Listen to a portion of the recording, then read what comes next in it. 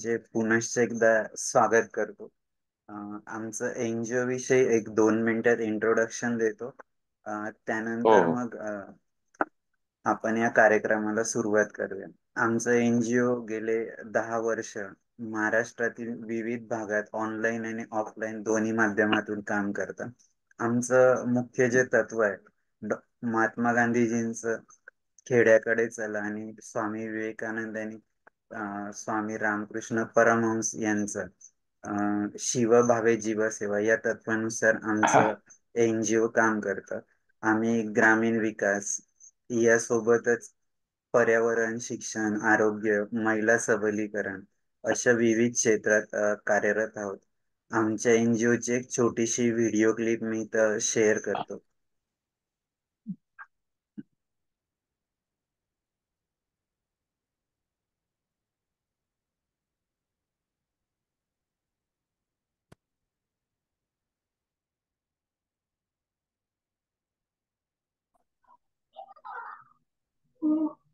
निर्माणों के पावन युग में हम चरित्र निर्माण न भूले, स्वार्थ साधना की आंधी में वसुधा का कल्याण न भूले। माना अगम गाध सिंधु है, संघर्षों का पार नहीं है, किंतु डूबना मझधारों में साहस को स्वीकार नहीं है। जटिल समस्या सुलझाने को नूतन अनुसंधान न भूले। निर्माणों के पावन युग में हम चरित्र निर्माण न भूले, स्वार्थ साधना की आंधी में वसुधा का कल्याण न भूले। शील विनय आदर्श श्रेष्ठता तार बिना झंकार नहीं है। शिक्षा क्या स्वर साध सकेगी यदि नैतिक आधार नहीं है। कीर्ति कौमुदी की गरिमा में संस्कृति का सम्मान न भूले।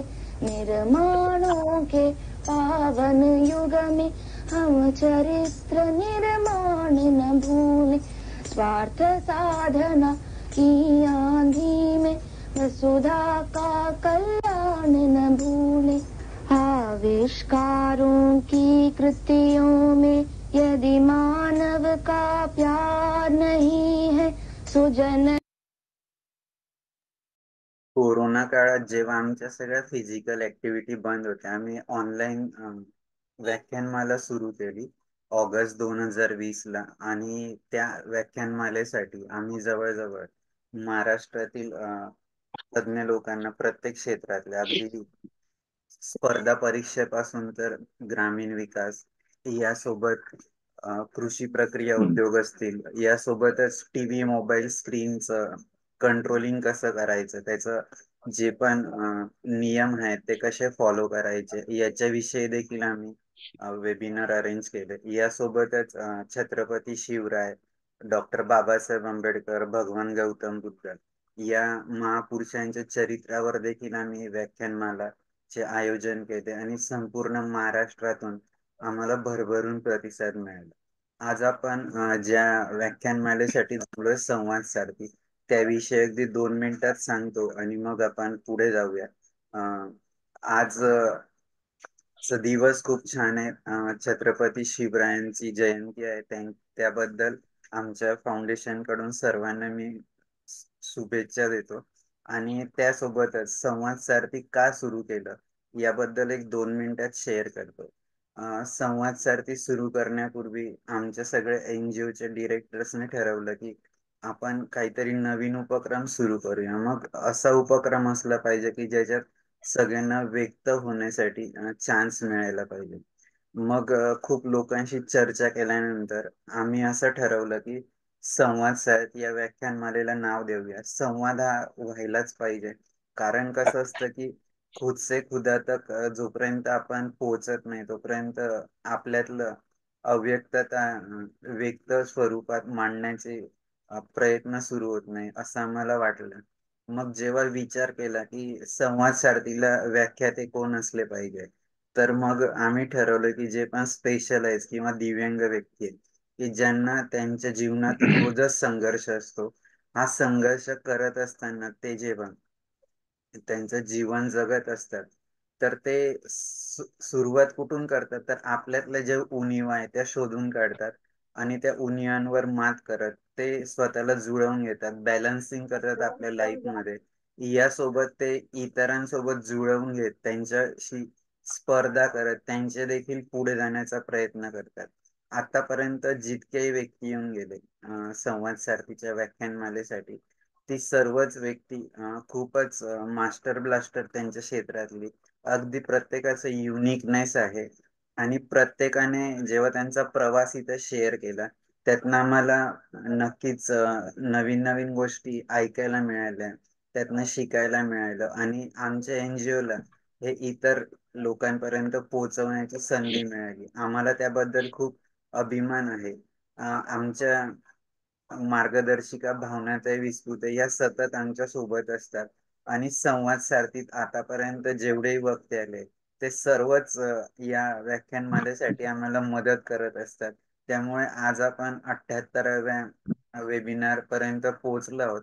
ही सर्वांची मिळून कार्य पुढे जात आहे. मी जास्त वेळ न घेता आजचे आपले वक्ते अनुपमजी यांचा परिचय करून देण्यासाठी डॉक्टर अनिता मॅडमला विनंती करतो. नमस्कार, धन्यवाद सर. नमस्कार. संवाद सारथी पुष्प 78वे संकल्प फाउंडेशन सामनेर आयोजित संवाद सारथी या वेब संवाद सत्रातील पुष्प 78वे आज गुंफले जात आहेत. तर मगाशी सरांनी म्हटल्याप्रमाणे आज छत्रपती शिवाजी महाराज यांची जयंती आहे. स्वराज्य स्थापन करताना छत्रपती शिवाजी महाराजांनी अनेक अडचणींना तोंड दिले. कधी मुघलांशी 2 हात केले, तर कधी स्थानिक संस्थानांशी पण शिवाजी महाराजांनी 2 हात केले. पण शिवाजी महाराजांनी कधीच हार मानली नाही. ते कधीच निराश झाले नाही. आणि ह्या पार्श्वभूमीवर म्हणजे मला असं म्हणावंसं वाटतं की आपली संकल्प फाउंडेशन हे जे वेब संवाद आहे, तर ती सुद्धा शिवाजी महाराजांच्या पावलावर पाऊल ठेवूनच आपण त्या दिशेनेच वाटचाल करत आहोत, असं अगदी यथार्थपणे मला म्हणावं.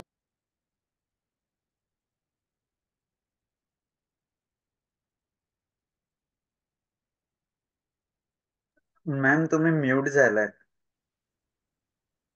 हो सॉरी, परत सुरू करू का सर? हो हो. नाही. ओके. तर शिवाजी महाराजांनी त्यांची जिद्द आणि चातुर्य यांच्या जोरावर प्रतिकूल परिस्थितीवर मात केली. आपले जे संवाद सारथीतले जे मोठे महानुभाव आहेत, ते सुद्धा देखील शिवाजी महाराजांच्या मन करत आहेत. हेच आपल्याला संवाद सारथी मधून दिसून येते. तर संवाद सारथी या वेब संवाद सत्रातील 78वे पुष्प गुंफण्यासाठी आपल्या अपंगत्वावर मात करत व व्यावसायिक व सामाजिक क्षेत्रात आपले वेगळे स्थान निर्माण करणारे ऐरोली नवी मुंबई येथील फ्रेंच फाउंडेशनचे अध्यक्ष माननीय अनुपम नेवगी सर आज आपल्यास वक्ते म्हणून लाभलेले आहेत. सर हे पॅराप्लेजिक अपंगत्व सरांना आहे.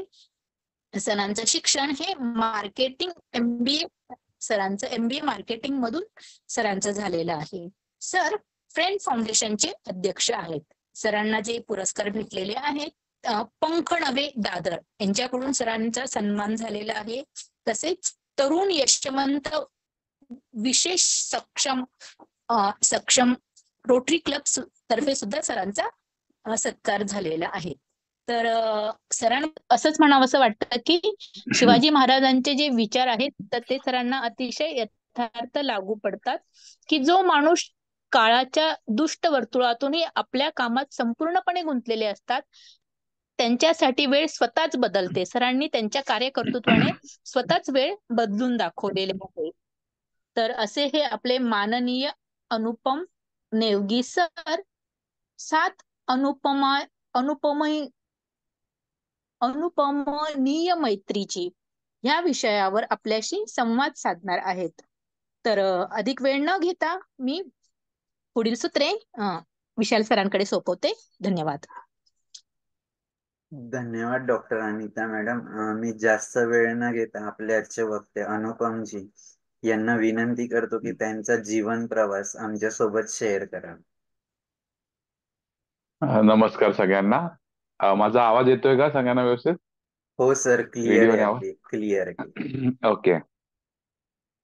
सर्वात प्रथम विशालजीचा खूप खूप आभार की तुम्ही हा ऑपॉर्च्युनिटी मला दिली सगळ्यांशी संवाद साधायचा. आणि खूप सुंदर कल्पना आहे ही संवाद सारथी, ज्याच्यातून आपल्या मनाची गोष्ट मांडता येते आणि आपल्याला ज्यांच्यापर्यंत पोचायचं आहे त्यांच्यावर पोचता येतं. आणि काही इथे पार्टिसिपेंट्स आलेत आणि काही लोकांना रेकॉर्डिंग मिळेल. त्यांनी खूप लोकांना एक शिकण्याचं म्हणा किंवा मलाही त्यांच्याकडून शिकण्याचं काहीतरी फीडबॅक मध्ये फायदा होईल. तर माझ्याबद्दल स्पेशल हा सेशन ठेवलाय. तर मी थोडं माझं बॅकग्राऊंड म्हणजे मी लहानपणापासून अपंग नाही आहे. मी 30 वर्ष एक नॉर्मल लाईफ जगलाय आणि एक 11 ते 12 वर्ष आता मी व्हीलचेअर लाईफ जगत आहे. तर म्हणजे मला दोन्ही लाईफच्या दोन्ही साईड मला बरोबर जगायला मिळाला आणि ही लाईफ फार सुंदर आहे. तर मी सुरुवात करताना तुम्हाला सांगेन की थोडं माझं लँग्वेज मध्ये तुम्हाला मग ते मराठी हिंदी इंग्लिश असं मिक्स येईल. सर, कारण माझं जर तर हा हा तुम्हाला मराठी प्रॉब्लेम हा असेल, हिंदी इंग्लिश कुठलंही हा हा लँग्वेज बोला, नाही मी नो प्रॉब्लेम. मराठीच बोलतो. पण कसं आहे, ज्या ज्या वातावरणात माझं हे झालंय त्याच्यामुळे ते सगळे लँग्वेज मध्ये झाल्यामुळे तुम्हाला त्याच्यामध्ये इंग्लिश आणि हिंदी वगैरे असं येईल. कारण एकदम प्युअर मराठी असं मी बहुतेक मांडीन, ट्राय करेन. जसं तुम्ही खूप छान बोलताय सगळे, पण मी जवळजवळ मॅच करायचा ट्राय करतो तुम्हाला. आणि सगळ्यात प्रथम जय महाराष्ट्र, जय शिवराय.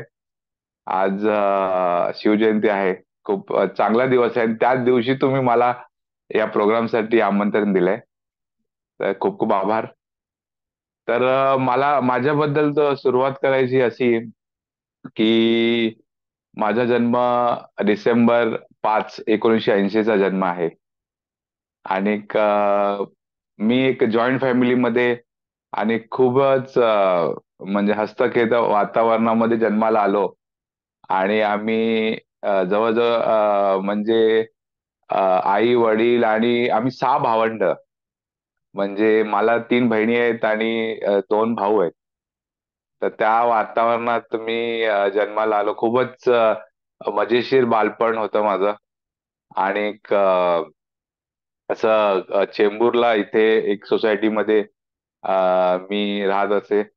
आणि लहानपणापासूनच म्हणजे आई म्हणायची, आताही म्हणते की तू एवढा एवढा मस्तीखोर होता की आणि हायपर ऍक्टिव्ह म्हणा की म्हणजे काही ना काही निवांत बसणार नाही असं असं व्यक्ती असा लहानपण माझं होतं. तर विशाल सर, माझं वडिलांचं असं म्हणणं होतं एज्युकेशनवर फारच आपण भर दिला पाहिजे. त्यासाठी आम्ही 6 भावंडांना त्यांनी इंग्लिश मिडियम मध्ये म्हणजे 1980चा जन्म, त्याच्यानंतर इंग्लिश मिडियम मध्ये टाकणं आणि एज्युकेशन देणं एवढं त्यावेळी एवढं हे नव्हतं, सोपं नव्हतं. पण आम्हाला सगळ्यांना सहा सहा मुलांना त्यांनी इंग्लिश मिडियम मध्ये एज्युकेशन कॉन्व्हेंट मध्ये दिलं. तर मला कॉन्व्हेंट मध्ये एज्युकेशन मिळालं लहानपणी. होली फॅमिली हायस्कूलमध्ये माझं शिक्षण झालं. आणि असंच 10वी पर्यंत मिक्स कल्चरमध्ये मी वाढलो. जसं चेंबूरमध्ये गुजराती समाज, पंजाबी, ख्रिश्चन, तमिळ, मल्याळम आणि सगळ्या प्रकारचे मित्र मला भेटले. आणि कॉस्मो कल्चरमध्ये मी वाढलोय अगोदरपासून. त्यामुळे मला कम्युनिकेशन करणे आणि समोरचा व्यक्ती काय म्हणतोय कुठलाही ह्याच्यातला असो, कल्चरचा असो, तर मला ते सोपं जातं. तर आवाज येतोय ना जर मला थोडा इंटरॅक्टिव्ह? येस हा सर, येस सर, येतोय. हा हा हा तर आपण एक थोडं इंटरॅक्टिव्ह ठेवू पाहिजे तर मध्ये मध्ये, म्हणजे मला कळेल की तुम्हाला कसं तर वाटतंय. नक्की नक्की हा तुम्ही हा हा बोलत राहा, काही गरज पडली तर हा आम्ही हा हा. आहोतच. हो, येस येस. तर शिक्षण होली फॅमिली हायस्कूलमध्ये झालं. 10वी नंतर मला सोमया कॉलेज हे चेंबूरलाच आहे, तिथे ऍडमिशन मिळालं आणि तिथे बॅचलर्स ऑफ कॉमर्स, आपण ग्रॅज्युएशन तिथे मला के जी सोमय्यामध्ये ऍडमिशन मिळालं. तोपर्यंत मी फारच ऍक्टिव्ह लाईफ म्हणजे बाईक चालवणे, कार चालवणे, सायकल पहिल्यापासून. आणि वडिलांचा आमचा व्यवसाय होता स्विंग मशीनचा. त्या व्यवसायामध्ये दुकानात जाऊन बसणे, दिवाळी सुट्टीत म्हणा किंवा बाकी काही सुट्ट्या असेल मध्ये मध्ये जाऊन बसणे. तर स्कूल कॉलेज पासूनच मला थोडा व्यवसायाचा वडिलांनी अभ्यास करून घेतला माझ्याकडे, असं मी म्हणेन की माझ्याकडून अभ्यास करून घेतला. आणि अभ्यास ज्यावेळी त्यांनी अभ्यास केला म्हणजे एक काइंड ऑफ ट्रेनिंग दिली मला, की फ्युचरसाठी मला त्यांनी तयार केलं, की असं असं आहे, असं व्यवहार करता येतो तुम्हाला किंवा असं लोकांशी बोलावं आणि असं म्हणजे कुठेतरी व्यवहार तिथून मला मिळालं, जे मी पुढच्या लाईफमध्ये कसं यूज केलं तुम्हाला मी सांगेन. कॉलेज करत असतानाही माझं अ, अ, म्हणजे बाहेर जाणं फार व्हायचं. म्हणजे दिल्ली, बँगलोर, कलकत्ता अशा ठिकाणी जाऊन जाऊन मी वडिलांसोबत व्यवसायामध्ये सोबतच होतो. आणि ते करत असताना मला जवळजवळ 17-18 वयाचा झाल्यानंतर मला परदेशी जायचा पण एक हे मिळाला, चान्स मिळाला. तर वडील असताना त्यांनी मला परदेशी पाठवलं. गल्फ कंट्रीमध्ये पण गेलो, चायनामध्ये गेलो, हाँगकाँगमध्ये गेलो. अशा बऱ्याचशा कंट्रीमध्ये मी फार अगोदरपासूनच म्हणजे 20 वयाच्या होईपर्यंत मी इंटरनॅशनल टूर वगैरे केल्या आणि इंटरनॅशनल टूर केला. आणि त्याच्यात मला एक गोष्ट कळाली, की शिक्षणाबरोबर तुम्हाला बाकी जे स्किल्स आहेत ते पण फारच गरजेचे आहेत, ज्यांनी तुम्हाला लाईफमध्ये पुढे कसं चालावं, काय कसं ते माहिती पडतं. आता दुसरी गोष्ट असं आहे, की जॉईंट फॅमिलीमध्ये मुलगामध्ये मी मोठा होतो. त्यामुळे जबाबदारी माझ्यावर होती आणि 2002ला माझ्या वडिलांचं हार्ट अटॅकने निधन झालं. आणि 2002 नंतर मी आणि माझ्या 2 बहिणी मोठ्या माझ्या, आम्ही एकत्र मिळून जबाबदारीने फॅमिलीला चालवलं म्हणा. तर असं करत असताना तेव्हाही माझं लाईफ धावपळीचं होतं आणि फ्युचर माहिती नव्हतं की म्हणजे काय आहे आपल्या आयुष्यात पुढे. तर असं करत असताना 2008ला माझा विवाह अनया नेवगीशी झाला. एक आपल्या मंडळात कसं आपण अरेंज मॅरेज करतो तसं मी मंडळात नाव नोंदवलं वगैरे आणि स्थळ येऊन आम्ही डिसेंबर 19, 2008ला आमचं लग्न झालं. आणि लग्न 2008ला होऊन 2 वर्ष झालेच होते की मी एका कामानिमित्त बँगलोरला जायचा माझा योग आला. आणि बँगलोर जात असताना ह्याच्या अगोदरही मी बऱ्याचदा प्रवास केला होता, म्हणजे वयाच्या 17-18 वयापासूनच प्रवास करत होतो. पण 2008ला साधारण माझं वय 30 एक असेल, तेव्हा मला बसमध्ये मी एका सॉरी सायन्स स्टेशनवरून तिकीट घेऊन बसमध्ये चढलो. सायन्स डेपो जो आहे सर्कलच्या इथे तिथून. आणि तो जो बस ड्रायव्हर होता, पण लक्झरीचं तुम्हाला माहितच आहे बऱ्याच गोष्टी की तिथे रोड सेफ्टी मध्ये वगैरे रूल्स वगैरे ब्रेक करतात. तर आता त्या बसमध्ये मी नॉर्मल एजंट म्हणून तिकीट घेतली होती आणि साधारण ₹600 त्यावेळी तिकीट होते. ₹600 देऊन मी बसमध्ये चढलो आणि बस खूपच नवीन सारखी बस होती, म्हणजे 1-2 महिनेच झाले असेल. आणि जसं मी चढलो तिकडे तर हा जो ड्रायव्हर म्हणा, कंडक्टर सगळे इंग्लिश बोलत होते. कर्नाटका स्टेट ट्रान्सपोर्टची ती बस होती. आणि एवढे एज्युकेटेड ड्रायव्हर्स वगैरे बघून मी फारच इम्प्रेस झालो. बोललो अरे वा, एवढं म्हणजे टॉप क्लासचे सर्व्हिस वगैरे आहे. आणि स्लीपर कोच होती, तसंच मग आम्ही स्लीपर कोच मध्ये वरती जाऊन मी जाऊन झोपलो. आणि साधारण 5:30 सकाळ 5:30 पर्यंत त्यांनी चांगली चालवली. आणि अनफॉर्च्युनेट म्हणा काय म्हणा की त्याचं बॅलन्स सुटला किंवा झोप आली म्हणतात काही लोक, त्यांनी टँकरला धडक दिली. तर टँकरनी धडकला दिल्यानंतर तो अ, त्याचा मृत्यू झाला आणि मी रस्त्यावर पडलो. तर रस्त्यावर पडलो म्हणजे मला जेवढं बसला चढल्याचं आठवतंय आणि त्यांच्या नंतर जे आठवतंय ते असंच होतंय की मी आभाळाकडे बघतोय आणि मला असं वाटलं की बहुतेक हे स्वप्नच आहे का काय आहे, म्हणजे एकदम आभाळ माझ्या समोर होतं. आणि मला बाजूबाजूचे गाववाल्यांचा आवाज येतोय आणि ते असं धावपळ करतायत. ह्याला घ्या त्याला घ्या, तर मला कळे ना की बहुतेक हे स्वप्न आहे का आहे. तर एक गाववाला माझ्या समोर येतो असा चेहरा समोर आणि झोपलेलो असल्या कारणाने की बोलतो, सर तुमचा खूप मोठा अपघात झालाय आणि तुम्हाला खूप लागलंय वगैरे. तर त्यावेळी तोपर्यंत मला काय कळे ना की एक्झॅक्टली लागलंय म्हणजे काय, फ्रॅक्चर झालंय काय. आणि मी स्वतःला कसा बसा सावरून असं उठायचा प्रयत्न करतो, तेवढ्यात मी बघतोय की मला उठता येत नाहीये. आणि मला माझ्या कमरेचा खालचा भाग जाणवेच ना. मला असं वाटलं की कमरेच्या वरतीच मी आहे, खाली हा भागच नाहीये माझा. तोपर्यंत माहिती नव्हतं की स्पायनल इंजुरी म्हणजे काय असते. तर कसं बसं त्यांनी मला असं धरत त्या डिवायडरवर ठेवलं. आणि त्यावेळी मला ती बस दिसली, म्हणजे जी ऍक्सिडेंट बस. आणि त्या ऍक्सिडेंट बसचं जे अवस्था बघून, कंडिशन बघून मला असं त्यावेळी कळालं की बापरे, हा खूपच भयंकर अपघात झाला आणि कसा बसा माझा जीव वाचलाय. माझ्यासमोर बरे ड्रायव्हर वगैरे हे सगळे त्याच वेळी पडले होते लेफ्ट राईटला. त्यामुळे मग KSRTC ते केईली मध्ये मला घेऊन गेले हॉस्पिटलला वगैरे. आणि तिथून मग सगळं अंधेरीच्या हॉस्पिटलला आणलं वगैरे, ते सगळ्या बऱ्याच गोष्टी झाल्या. आणि 2 महिन्यानंतर मला हे डॉक्टरांनी येऊन सांगितलं की सर आता हे डिसेबिलिटी ह्याला म्हणतात पॅराप्लेजिक. तोपर्यंत पॅराप्लेजिक हा शब्द माझ्या आयुष्यात कधीच नाही आला.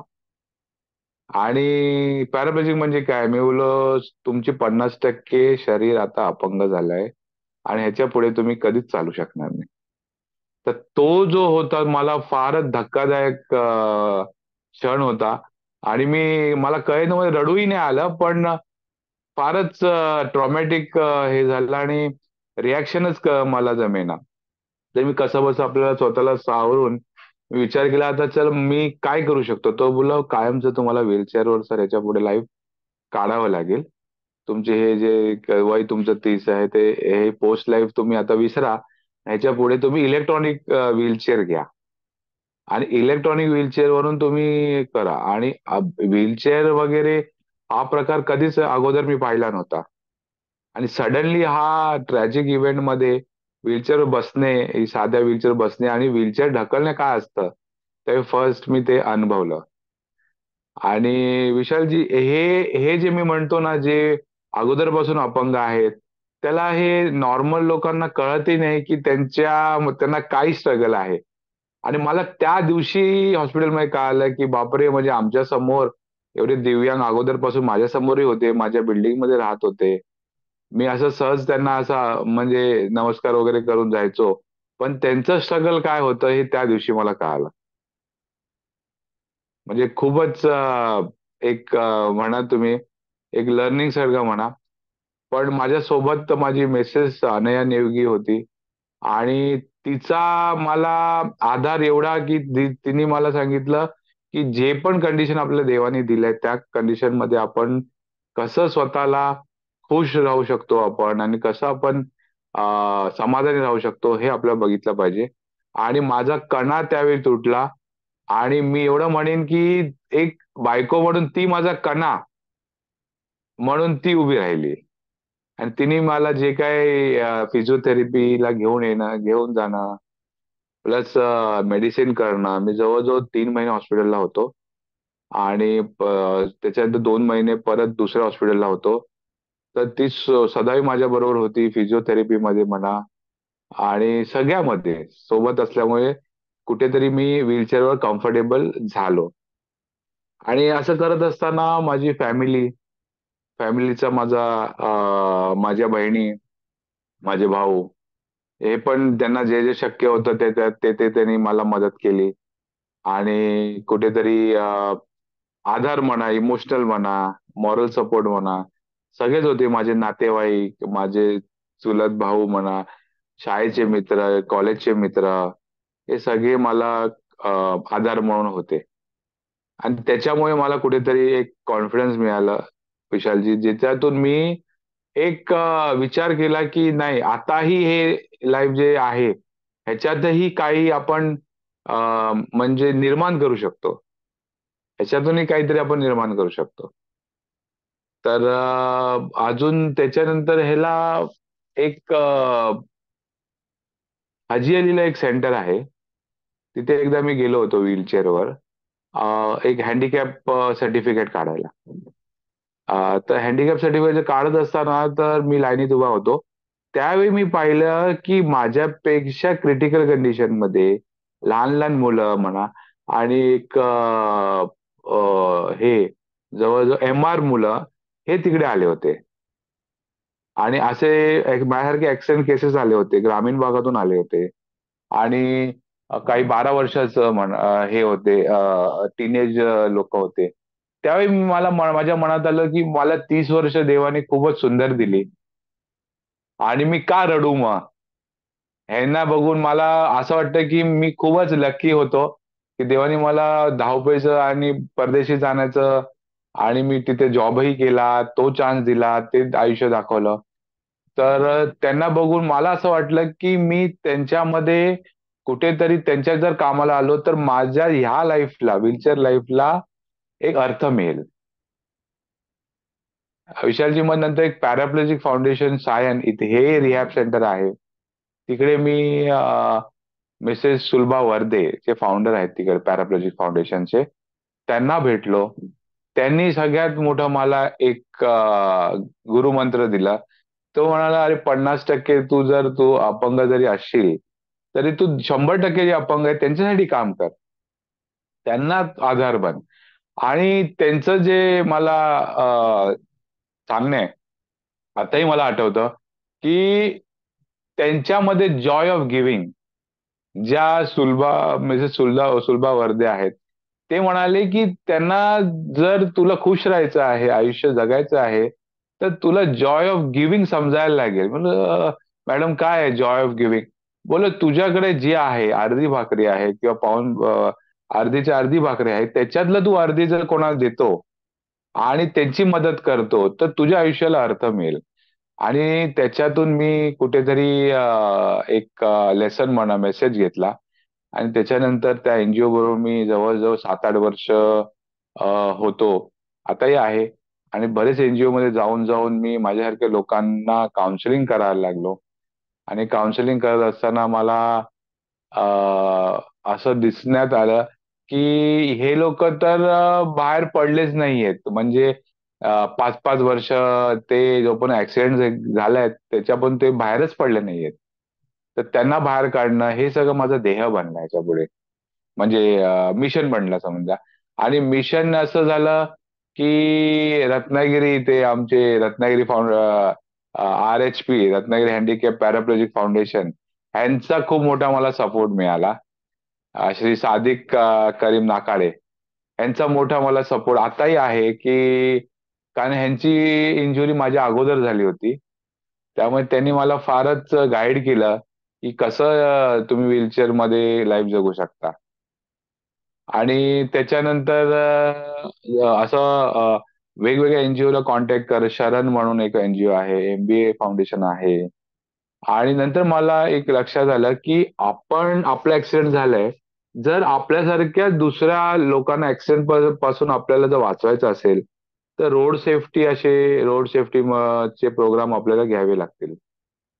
तर गोरेगाव हायवे, नेस्कोच्या इथे किंवा ईस्टर्न एक्सप्रेस हायवेला आम्ही स्वतः एक अवेअरनेस प्रोग्राम घ्यायला चालू केला. सगळे व्हीलचेअरवर मेंबरला घेऊन जाऊन तिकडे एक बॅनर घेऊन सोशल मीडियावर त्याचं प्रमोशन करून की तुम्ही कसं ट्रॅफिक रूल पाळून तुमचं ऍक्सिडेंट वाचवू शकता. म्हणजे आम्ही कसं बसं या आता लाईफला आलोच आहे, तुम्ही येऊ नका. आणि नवीन पॅराप्लेजिक आपल्या इंडियामध्ये कमीच कमी व्हावे. तर जे झालेत पॅराप्लेजिक त्यांना आम्ही ऍज अ सपोर्ट सिस्टम एकत्र देतोच. आणि नवीन पॅराप्लेजिक होऊ नये त्याच्यासाठी काही ते अलर्ट आणि अवेअरनेस आम्ही करतो. आणि 2019 मध्ये मग सगळे प्रोग्राम्स वगैरे घेत असताना मला हे लक्षात आलं की आपल्याला जर जास्त ऍक्टिव्ह राहायचं या लोकांमध्ये तर स्वतःचे एक फाउंडेशन काढावे लागेल. आणि त्याचं एक निर्माण करून मी फ्रेंड्स फाउंडेशन 2020 ला चालू केली. आणि त्याच्यामध्ये आता 2020 ते 2024 पर्यंत सध्या मी जवळजवळ 50 एक प्रोजेक्ट त्याच्यात इम्प्लिमेंट केलेले आहेत. आणि एवढ्या फास्ट इम्प्लिमेंट केले आहेत कारण अगोदर बाकी एनजीओ मध्ये मला अप्रुव्हलला वेळ लागायचा, बजेटिंगला टाइम लागायचं, जागेसाठी माझा प्रॉब्लेम असायचा. तर आता मला सोपं जात आहे की दुसऱ्या स्पेशली एबल लोकांची मदत करण्यासाठी. आणि असं करत असताना तिकडे लोकल ऐरोली आमच्या त्यांचाही पॉलिटिशियन म्हणा किंवा काही गव्हर्नमेंट ऑथॉरिटीची फार मदत मिळते मला.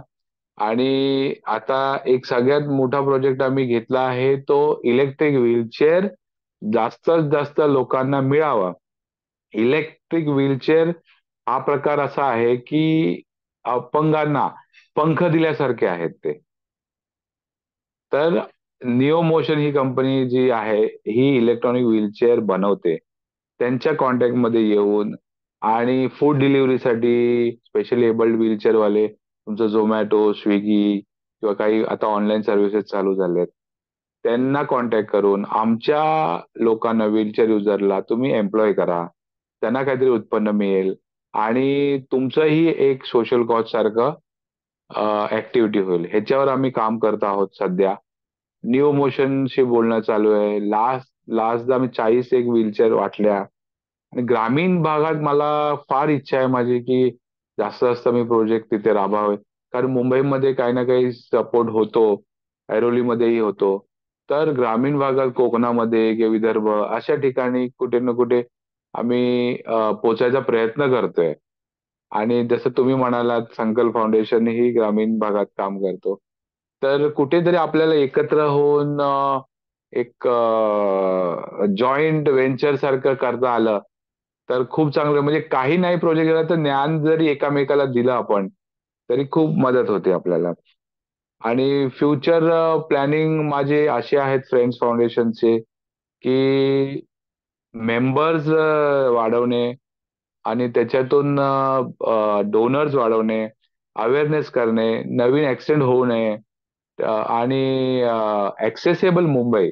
सध्या मुंबईमध्ये ऍक्सेसेबल मुंबई म्हणजे कुठलाही व्यक्ती कुठेही गव्हर्नमेंट ऑफिसेसमध्ये तर आता मॅन्डेटरी केलंय पण प्रायव्हेटमध्येही कुठल्याही जर मला जायचं असेल व्हीलचेअरवर तर मी सहज जाऊ शकेन. माझ्या मनात असं नको की ते पोचीत नाही पोचीत. ऍक्सेसेबल एन्व्हायरमेंट ह्याच्यावर माझा भर आहे, खूपच भर आहे. आणि जास्त करून ऐरोली तर खूप ऍक्सेसेबल, जवळजवळ 90% ऍक्सेसेबल आहे. आमचे मेंबर्स स्वतः जातात बाहेर सुपर मार्केटमध्ये, डीमार्ट मध्ये वगैरे आणि स्वतः शॉपिंग वगैरे करून येत असतात.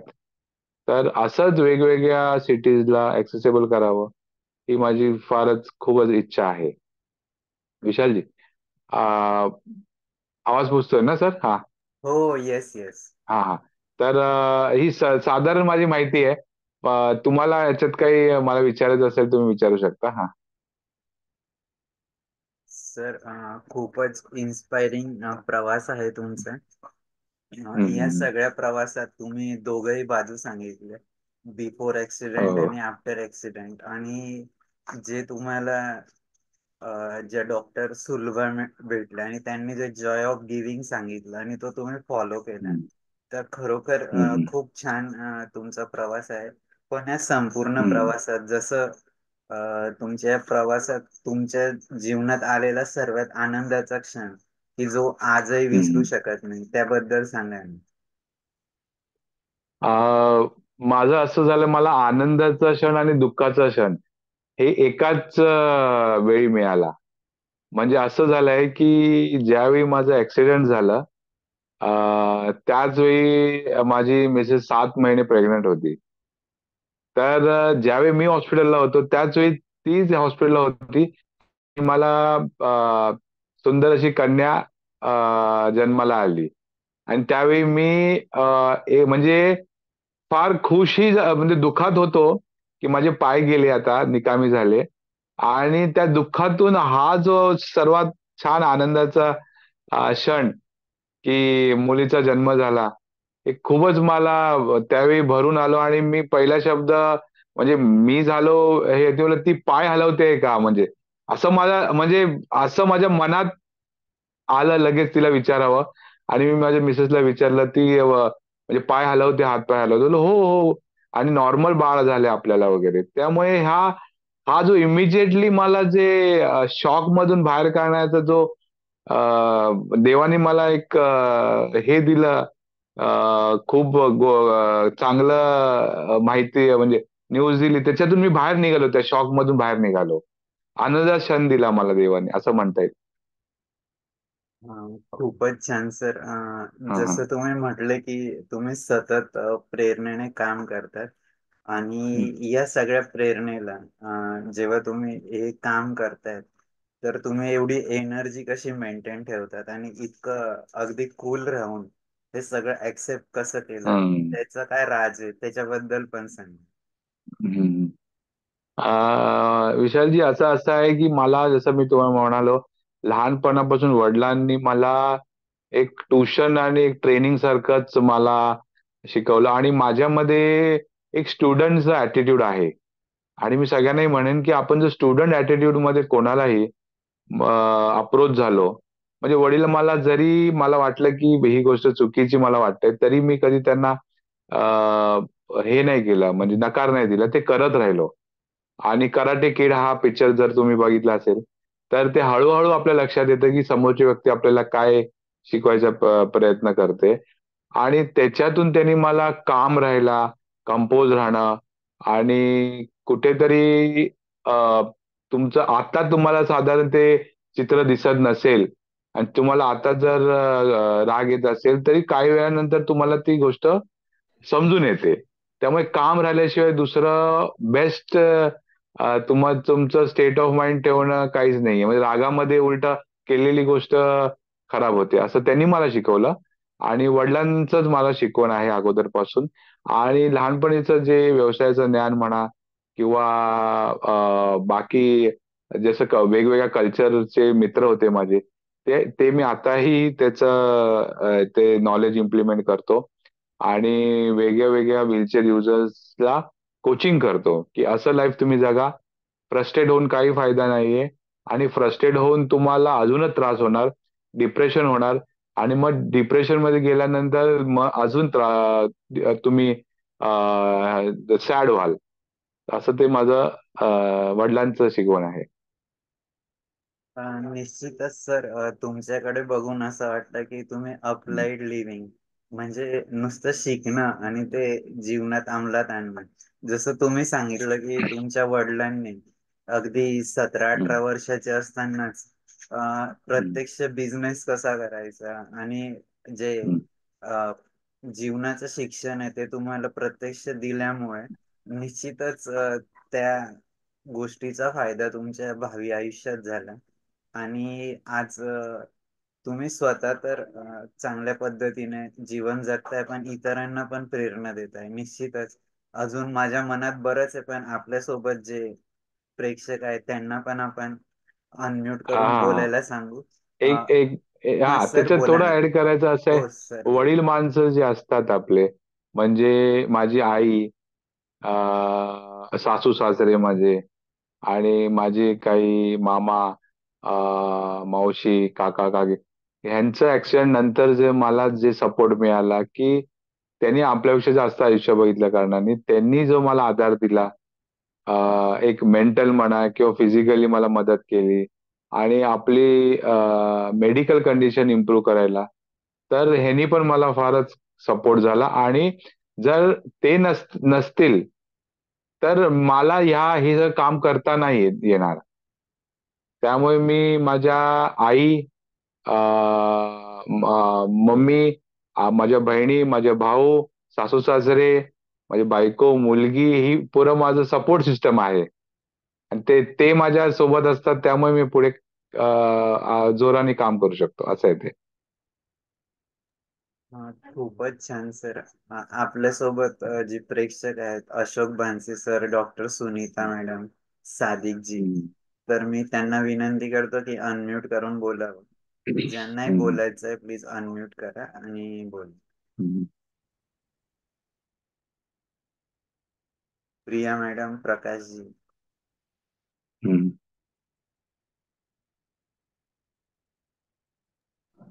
Hello sir. हा बोला प्रकाश हा, जी. नमस्कार. नमस्कार. तर तुमची जी परिस्थितीपेक्षा माझी तशीच परिस्थिती आहे. मी गावाला राहते, खूप ग्रामीण भागात. पण माझी परिस्थिती एवढी भयानक आहे का का ती तुमच्यासारखी, तुम्ही तरी सिटीमध्ये राहता, तर मी एकदम गावामध्ये राहतो. आणि मी कंपनीमध्ये पहिले कामाला जायचो. रात्रीच्या नाईटला जात असताना माझ्या रस्त्याला ऍक्सिडेंट झाला, बाईक ऍक्सिडेंट झाला. माझ्या अच्छा. जोडीला तो चालवणार होता बाईक, तो जागेवर एक्सपायर झाला. आणि मला ते एक हम्म. वर्षानंतर समजलं. जसं तुमच्याला मी पण हजेरीला होतो 5 महिने, तिथे मला फिजिओथेरपी शिकवली त्यांनी. त्यामुळे माझा विचार तर आता परिस्थिती अशी झाली आहे का बाहेर मी काहीच करू शकत नाही आता. तर बाहेर शिफ्टिंगला काय करणार, काहीच मी आलो आपल्याकडे. तर मला तो टॅक्सीला हा. आला, टॅक्सी 3,000 रुपये घेतले. त्यामुळे माझा फक्त ट्रॅव्हलिंगचा मला एवढा प्रॉब्लेम आहे सगळ्या गोष्टीचा. मी काय केलं, मला तशी जर व्हीलचेअर जर मिळाली तर मी कमीत कमी मार्केटमध्ये जाईल. तुमच्या आयडिया चांगली आहे, छान आहे. प्रत्येक माणूस स्वतःच्या पायावर उभा राहू शकतो.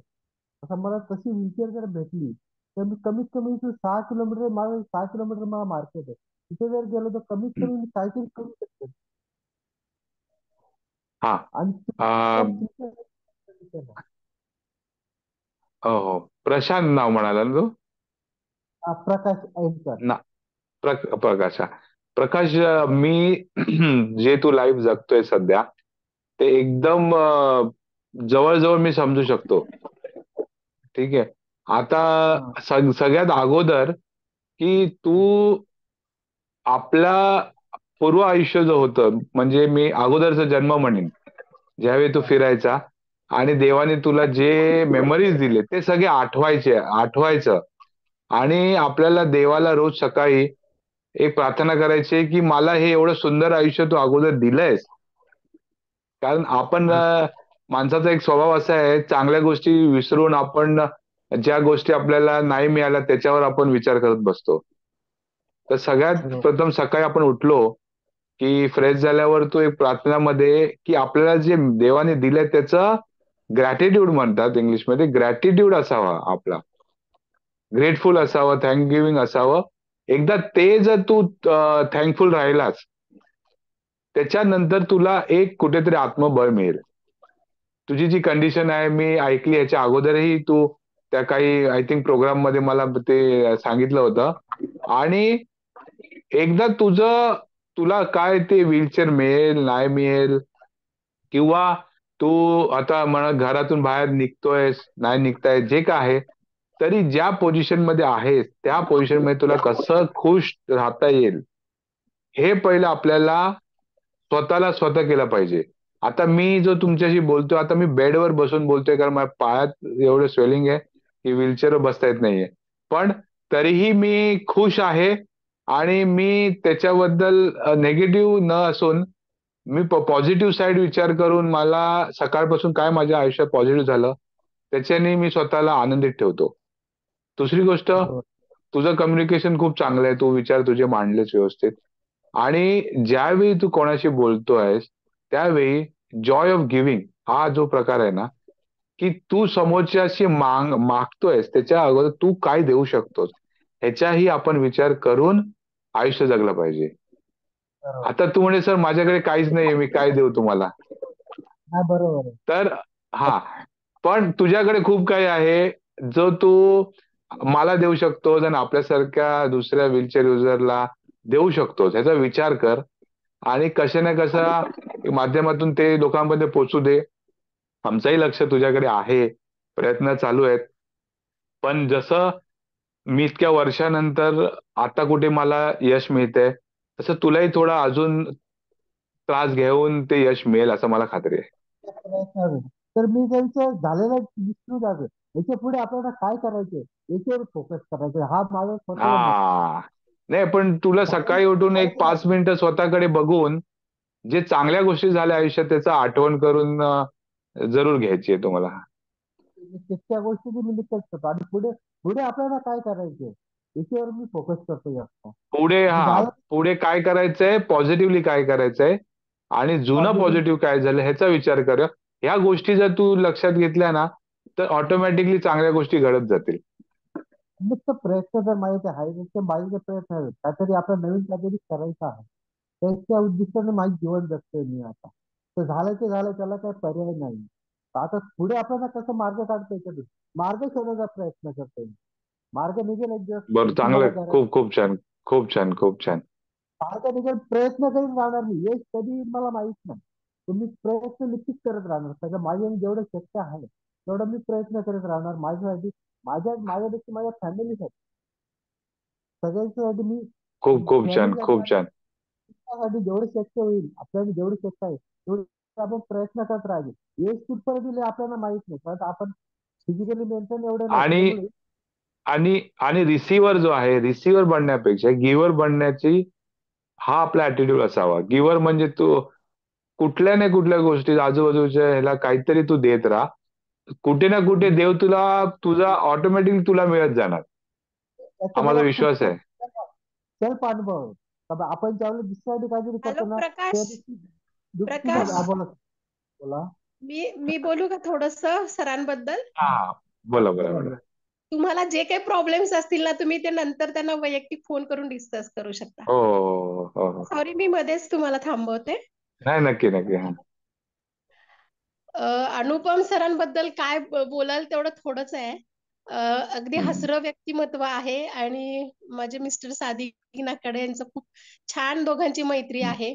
की सकाळचा पहिला हम्म. फोन ह्याच्या फोन सुरू होतो आणि शेवटचा फोन पण हा. दोघांच्या बोलण्यानेच संपतो त्यांचा.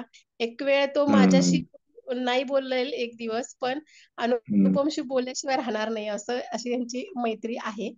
आणि आताच खूप छान त्यांनी मांडलं स्वतःविषयीचे हे. आणखीन बऱ्याच गोष्टी त्यांनी राहिल्या त्यांच्या सांगायच्या, की त्यांना खेळाची पण खूप खूप खूप आहे, खूप आहे. हो हो हो. अं, टाटा एका मॅरेथॉन एका मुंबई सेशन मध्ये अं, एका सेशन मध्ये कव्हर होण्यासारखं नाहीये. हम्म. विशालजीला मी असं म्हणेन की मध्ये मध्ये असे सेशन्सला मला इन्व्हाइट करा. त्याच्यात जसं जसं नवीन मी अजून एक तुम्हाला एक गुड न्यूज म्हणा. मी सकाळीच रेडिओ सिटी मध्ये गेलो होतो. मला इन्व्हाइट केलं होतं रेडिओ सिटी मुंबईला.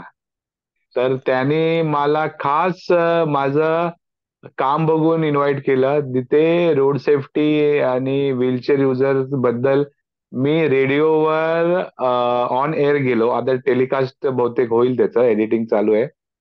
तर कुठेतरी नॉर्मल समाजापर्यंत आवाज पोहोचवण्याचं काम आज माझ्याकडून झालेलं आहे.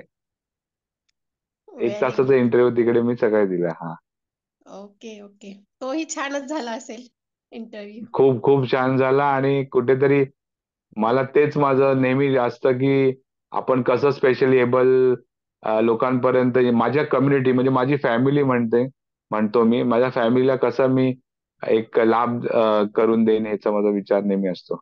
आणि सगळ्यांना घेऊन सोबत जाण्याची जी वृत्ती आहे ती खूप चांगली आहे तुझी. म्हणजे मॅरेथॉन पण आपण बघतोय आता, सादिक तुझ्या बरोबर झालं 2013 पासून हम्म. टाटा मॅरेथॉन करतोय दरवर्षी. खूप जणांना घेऊन तू तिथे हे करतोस. काल क्रिकेटची टीम तुझी झाली मस्तपैकी तयार, क्रिकेट खेळलास तू हम्म. सोबत. आणि हो. मुलुंड मॅरेथॉन, म्हणजे भरपूर असं एक्स्ट्रा ऑर्डर करिक्युलर ऍक्टिव्हिटी करतोस तू. त्याच्याबद्दल पण तुला खूप शुभेच्छा. हा, त्याचे फोटो पण वाव, मस्त. तुला पुढच्या आयुष्यासाठी पण भरपूर शुभेच्छा. असंच काम करत राहा, खूप जणांचं कल्याण करत राहा आणि खुश राहा. थँक्यू. तुमचंच सपोर्ट आणि तुमचं जे काही तुमचे प्रॉब्लेम्स आहेत ते माझ्यापर्यंत पोहोचवत राहा. माझ्यापासून तर प्रयत्न नेहमीच राहील, पण कुठेतरी तुमच्यामधून मला एक एनर्जी ही मिळते, कसं म्हणजे पुढे पुढे काम करायसाठी. कारण तुम्ही जर मला सपोर्ट नसेल तर मी काही नाहीये. त्यामुळे तुमचा सपोर्ट फार गरजेचा आहे. नक्की नक्की, आमच्या सगळ्यांचा सपोर्ट तुला नेहमीच असेल. आणि तुझं मेन जो काम आता तू करतोयस हायजेनिक, त्याबद्दल नाही हम्म. बोललेलं. हा हा. तर डायपर हा प्रोडक्ट आम्ही घेतलाय. तर तिथे एक 15 लोकांना ऐरोलीमध्ये आपण एम्प्लॉयमेंट देतोय. आणि म्हणजे असे लोक ज्यांना समजा 10-10 वर्ष ते बेडवरून उठले नाहीत, अशा लोकांना रिहॅबिलिटेशन करून त्यांना आपल्या सेंटरवर आणून रिहॅबिलिटेशन करून पॅराप्लेजिक फाउंडेशन ऐरोली त्यांची त्या वास्तूमध्ये त्यांना रिहॅब करून आणि त्यांचं मेडिसिन प्लस राहण्याची सोय फूड करून त्यांना नंतर कुठल्या तरी एम्प्लॉयमेंट देणं हे आपण काम करतो.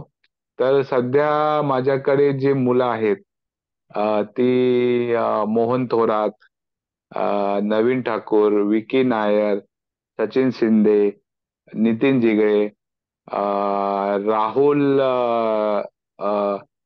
आडनाव त्यांचं विसरलो, आणि संदीप शिंदे, असे बरेच लोक जे अनएम्प्लॉयड होते. म्हणजे जे अपंग अनएम्प्लॉयड होते त्यांना एम्प्लॉयमेंट देऊन त्यांना काही ते कमी जास्त मानधन दर महिन्यात आपण देतो आणि त्यांचा एक वेळही जातो. तर असं एक एम्प्लॉयमेंट प्रोजेक्ट सध्या आपण राबवतोय. आणि माझा प्रयत्न आहे की मला जास्तीत जास्त बाहेरून काम मिळेल आणि तेच काम तुम्हाला मी देऊन अजून लोकांना या प्रोजेक्टमध्ये इन्व्हॉल्व करेन. Okay, thank you. धन्यवाद डॉक्टर सुनीता मॅडम. सुप्रियाजी, तुम्ही हात वर केला होता, तुम्हाला काही बोलायचं आहे का? सुप्रिया यादव. हो, नमस्कार सर. नमस्कार. मला नमस्कार. थोडं असं विचारायचं होतं की म्हणजे बऱ्याच वेळा आपण पॉझिटिव्ह विचार करतो, तिथपर्यंत येतो. म्हणजे मोटिवेशन आपण स्वतःला सेल्फ मोटिवेट करतो. पण कधीतरी असं काहीतरी परिस्थिती असते, एखादा क्षण येतो किंवा कोणाचं बोलणं साधं असतं पण ते एकदम मनाला लागतं. आणि त्यावेळी आपण जेवढं मोटिवेट करण्यात एनर्जी घालवली होती त्याच्या दुपटीने आपण मागे गेलेलो असतो. तर हे काही पुरतच असतं, पण पुन्हा परत इथपर्यंत यायला वेळ लागतो. मग असं सिच्युएशन तुमच्या सोबत कधी झाली का? आणि तुम्ही मग त्यातून कसा मार्ग काढता? हो, हे हे सिच्युएशन नेहमी होते आमच्या बरोबर, सगळ्यांबरोबरच होते, होते माझ्याही होते. आणि आपण काय लाईफला ज्यावेळी आपण विचार करतो की आपण जे आपलं विजन आहे, आपल्याला वाटतं की लाईफ सरळ सरळ वर वर म्हणजे सक्सेस मिळावं. त्यामुळे आपल्याला निराशा होऊ नये. पण तुम्हाला खरं सांगायचं असं आहे की तुम्हाला काही लोकांमुळे किंवा काही बोलण्यामुळे किंवा काही अडचण येतात आणि त्यावेळी बरोबर. तुम्ही जे करणारं काम तुमच्या हातातून नाही होत, त्यामुळे तुम्ही 2 स्टेप पाठी बॅकफुटला येताना, तर ते येणं पण गरजेचं आहे लाईफमध्ये.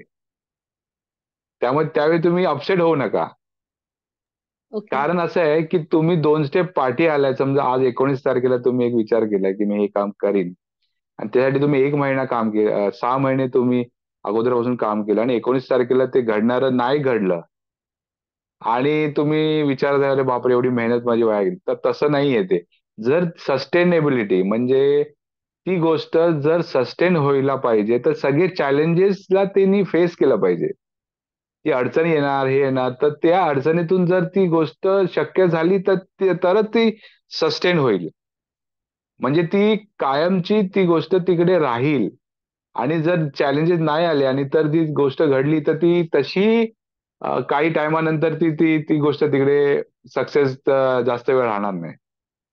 त्यामुळे जे तुम्हाला चॅलेंजेस येत आहे ना, तर त्यांना तुम्ही थँकफुल म्हणा. जे तुम्हाला चॅलेंज करतायत, अपसेट करतायत, त्यांना त्याला थँकफुल म्हणा की ते तुम्हाला ऍटलिस्ट बरोबर. दाखवतायत की कसं त्याच्यातून निघायचं करत. नाही, बरोबर. अगदी बरोबर. आणि इमोशनली तुम्हाला जर तुम्ही डाऊन होत असाल ना, तर कुठेतरी तुम्हाला एक मेंटॉर म्हणा किंवा एक आपला इन्स्पिरेशन असं समोर ठेवा तुम्ही, देवाला किंवा तुम्ही एक दुसरं कोणतरी तुमच्या लाईफमध्ये असेल त्याच्याशी डोळ्यासमोर ठेवून तुम्ही करू शकता. माझा मेंटॉर माझे मित्र आहेत.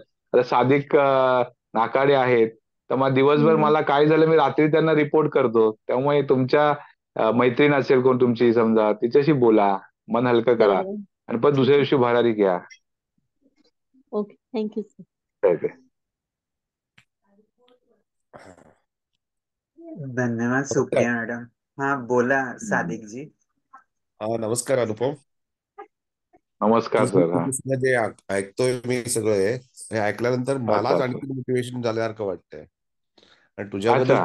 किती बोलावं हेच मला समजत नाहीये. कारण का तुझ्याकडून मी सकाळ सकाळ इन्स्पायर होतो, तर दिवसभर त्याच पद्धतीने जगत असतो. त्यामुळे तुझ्या बाबतीत हम्म. बोलताना आता ह्या सगळ्यांनी बोललेच. आता मी त्याच्यात आणखीन काय बोलावं हे मला काहीच सुचत नाहीये. पण एक मला तर आता गोष्ट 10% बोलता आलं माझ्याबद्दल, कारण मला बहुतेक एक मी गोष्ट फर्स्ट. 10% पण मला माहिती आहेत. आणि त्यामुळे हा. मला एक गोष्ट महत्वाची काय सांगावीशी वाटते, की तुझ्याकडून जे जे काय मी घेतो ते माझ्या हम्म. लाईफसाठी खूप इन्स्पायर असतं. आणि मला वाटतं तू जे करतोयस ह्या सगळ्या गोष्टी ह्या लोकांसाठी, त्याच्यात ना तुझ्या कुठल्याही गोष्टीचा स्वार्थ असतो, कुठल्याही गोष्टीचं तुझं काही त्याच्यामधून घेणं नसतं, फक्त देणं असतं. आणि हे सगळं बघितलं की वाटतं की तुला सॅल्यूट करावं असं वाटतो. आज इतक्या लोकांसाठी तू स्वतः जेव्हा व्हीलचेअर स्वतः काही करून तू बास्केटबॉल हम्म. खेळायला गेलास किंवा थ्रोबॉल खेळायला गेलास, तेव्हा तुला असं वाटतं हम्म. की इन्स्पिरेशन तुझ्याकडून जे घ्यावं ते खूपच कमी आहे. आणखी देतच चाललायस तू. आणि कुठलीही गोष्ट देताना हम्म. त्याच्यामध्ये तू कुठलाही आपला स्वार्थ बघत नाहीयेस. लोकांसाठी किती देता येईल हे तू कायम बघत असतोस.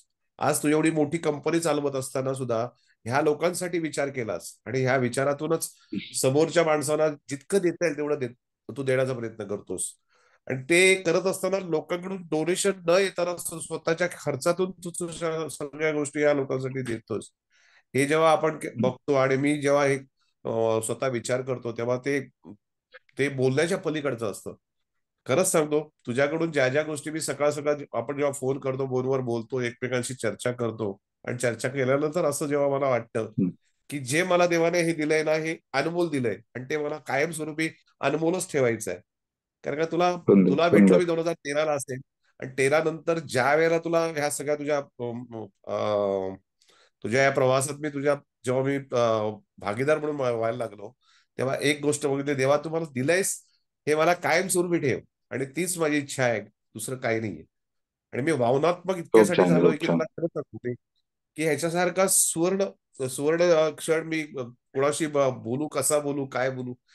मी फोनवर बोलताना बिंदास बोलतो, पण ज्या वेळेला मी समोरासमोर बोलतो तेव्हा इतका हम्म. भावनिक हम्म. होतो की माझ्याकडे शब्द पण माझे विरायला लागतात. त्यामुळे कारण मित्र फॅमिली, आपण सगळे त्या फॅमिली आहोत. आयुष्यासाठी हा. सुद्धा खूप मोठ्या शुभेच्छा देतो. आणि तू असाच कायम प्रवाहित राहा, लोकांना देत राहा आणि स्वतःबद्दल ओके. विचार करून लोकांना देणं हे तुझं आहेच. फक्त एवढंच म्हणेन की मित्रा कायम तू हम्म. प्रसन्न राहा, सदावार राहा हम्म. आणि जे काय असेल ते देत राहा, एवढंच मी म्हणेन.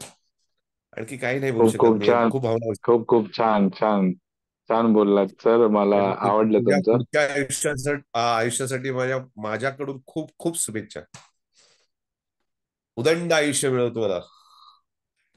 सुनीता मॅडम, तुम्ही कॉन्टॅक्ट माझा दिल्याबद्दल तुम्हालाही खूप तुमचे आभार की हा प्लॅटफॉर्म माझ्यापर्यंत पोहोचवला.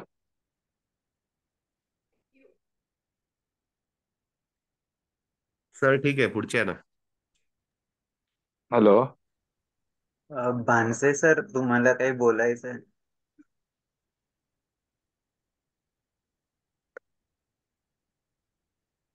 अनम्यूट करा, अनम्यूट.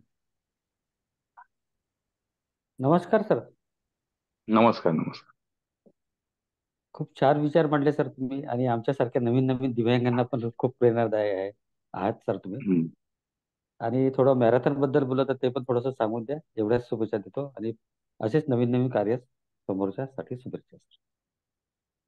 खूप छान. तुम्ही आमच्या कम्युनिटी बरोबर राहा, आणि जितकं मला आपल्या कम्युनिटीला करता येईल तेवढं मी जरूर करेन.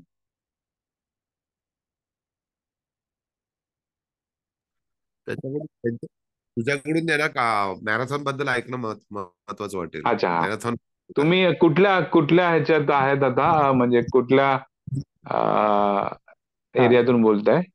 सर, मी सेवाग्राम, वर्धा, महाराष्ट्र वर्धा, हा हा. तर हे इथून बोल. जसं मॅरेथॉन हा जो मुंबई मॅरेथॉन म्हणा किंवा बाकी मॅरेथॉन होतात, तर हे आपल्यासाठी दिव्यांगांसाठी खूपच महत्वाचे ठरतात. कारण असं आहे की सोशल इंटरॅक्शन हा एक विषय असतो, की आपण लोकांपर्यंत पोहोचता येत नाही. तर मॅरेथॉन हा असा एक इव्हेंट असतो. मुंबईमध्ये मुंबई मॅरेथॉन, टाटा मॅरेथॉन जे होतं, तिथे काय होतं की आपल्याला लोक बघून आपल्याकडून इन्स्पिरेशन घेतात. म्हणजे आपल्याला सिंपती मिळत नाही तिकडे, आपल्याकडून ते म्हणजे एक एनर्जी घेतात. आणि मुंबई मॅरेथॉनला नेक्स्ट परत एक ग्रुपमध्ये जेव्हा फॉर्म भरीन, त्यावेळी तुम्ही कॉन्टॅक्ट करा आम्हाला, तर तुम्हालाही आम्ही तिथे इन्क्लूड करू. आणि एक तुम्हाला लाईफ टाईम मेमरी मिळेल तिकडे, असं मला वाटतं. ते सादिक सर तुम्हाला सांगतील तिकडे तिकडचं कसं ते आयोजित होतं. आणि सगळे मोठे मोठे तुमचे स्पॉन्सर म्हणा किंवा बाकी सोशल वर्कर ते तिकडे येतात. त्यांचे तुम्ही बोलू शकतात आणि तेही तुमच्याशी बोलतात. तर आणि मॅरेथॉन म्हणजे धावतात लोक, आणि आपण रोलिंग म्हणतो, ते रोलिंग, वी कीप रोलिंग. तर रोलिंग करत करत आपण ते रेस जिंकतो. आणि एक आनंदाचं वातावरण असतं ते. आणि वर्षभर आम्ही वाट बघतो असं मॅरेथॉनसाठी. तर नेक्स्ट इयर जरूर तुम्ही आमच्यासोबत या. आणि अनुपम, त्यांना मॅरेथॉन कधी असते ते पण सांगा. हो, साधारण जानेवारीमध्ये असते. आणि फॉर्म त्याचे ऑक्टोबर नोव्हेंबर मध्ये आपल्याला भरायचे असतात. तर तुमचा नंबर मला व्हॉट्सअप करा किंवा मेसेज करा, मी ग्रुपमध्ये तुम्हाला ऍड करतो, मग तिथे माहिती तुम्हाला मिळेल. ठीक आहे सर, धन्यवाद सर. हं. अनुपमजी, अशोक भानसे सर आता दिल्लीला मॅरेथॉन मध्ये गेले होते ना, दिल्लीलाच ना सर. आणि तिथं मेजर डीपी सिंग त्यांच्या सोबत ते मॅरेथॉन मध्ये पार्टिसिपेट झाले होते. अच्छा. आणि आता नागपूरला पण त्यांनी पार्टिसिपेट केलं. हं. आणि खरोखर सुंदर. जे त्यांचा अनुभव जेव्हा त्यांनी शेअर केला, तर ते खूपच हं. आनंदी होते. तर नक्कीच ते सुंदर तुमच्या सुंदर मॅरेथॉन मध्ये पण येतील. सुंदर सुंदर. आणि सगळ्यात मोठं म्हणजे मॅरेथॉन तर आहे, पण आपली ज्यावेळी एकत्र सगळे मित्र येतो, मी फ्रेंड्स फाउंडेशन ह्याच्यासाठीच सांगितलंय की ह्याच्यामध्ये असं कोण फाउंडर मेंबर म्हणा, कोण असं पिऊन म्हणा, बॉस म्हणा, असं काही नाहीये. फ्रेंड्स फाउंडेशनचा अर्थच हे आहे की इक्वॅलिटी आहे, की तुम्ही मी सगळे एक फ्रेंड्स आहोत. आणि तुमचे विचार मी घेतो, माझे विचार तुम्ही घेता. तर आणि असंच आपण स्वतः ह्या कम्युनिटीसाठी काहीतरी करू शकतो. मी असं म्हणजे मी समजा म्हणेन की मी बॉस आहे आणि असं, तर मग आपण ग्रो नाही होणार. त्यासाठी फ्रेंड्स फाउंडेशनचा स्थापना करतानाच हा विचार माझ्या मनात होता की सगळे आपण एकाच लेवलला काम करू. तुम्ही या, आपण एकत्र मॅरेथॉन मध्ये भाग घेऊ. हरीशजी, तुम्हाला काही बोलायचं आहे? तुम्ही आता जॉईन झालात.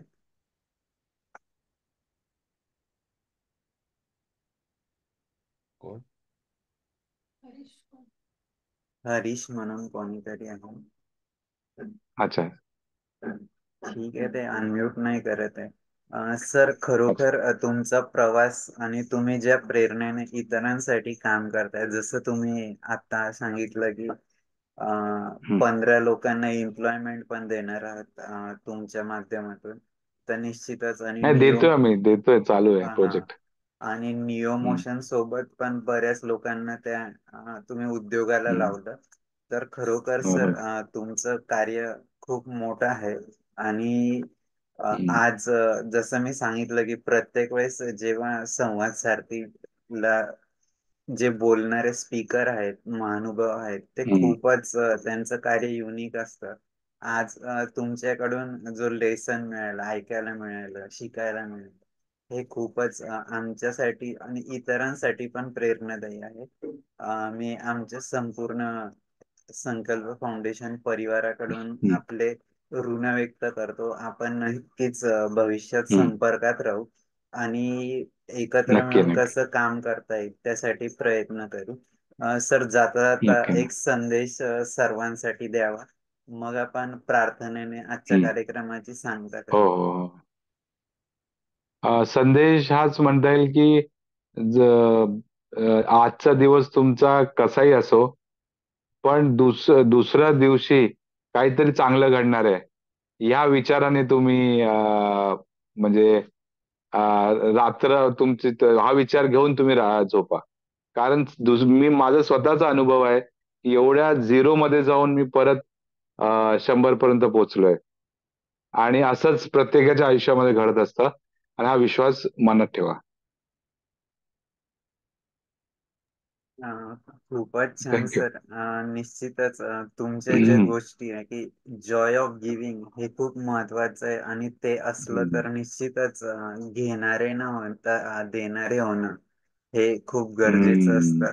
आणि तुम्ही जे गरजेचं आहे. फाउंडेशनचं नाव दिलंय तुमच्या फ्रेंड्स फाउंडेशन, की हम्म. सर्वांसोबत मैत्रीपूर्ण वातावरणातच हम्म. जुळवून घेत काम यश करायचंय. मिळेल सगळ्यांना. Yes sir. तर मी हम्म. पुनश्च एकदा तुमचे ऋण व्यक्त करतो. आपण एक छोट्याशा प्रार्थनेने आजच्या कार्यक्रमाची सांगता करूया. नक्की नक्की. सर्वे भवन्तु सुखिनः, सर्वे सन्तु निरामया, सर्वे भद्राणि पश्यन्तु, मा कश्चित् दुःखभाग् भवेत्. ओम शांती शांती शांती. पुनश्च एकदा सर्वांचे धन्यवाद. निश्चितच हे सगळं फेसबुक लाईव्ह आहे आणि थोड्या अच्छा. वेळात मी ते युट्यूबला पण अपलोड करतो. तर निश्चितच हो हो. आपण ते सर्वांसोबत शेअर करूया. खूप नक्की खूप नक्की. धन्यवाद. येस. धन्यवाद. थँक्यू. एंड कर दो.